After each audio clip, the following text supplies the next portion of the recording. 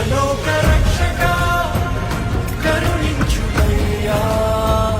నీ వాక్య శక్తిని కనబరచుమయ్యా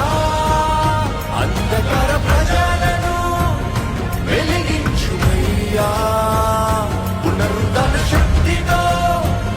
విడిపించుమయ్యా ఒకసారి చూడు ఈ పాపలోకం నీ రక్తంతో కడిగి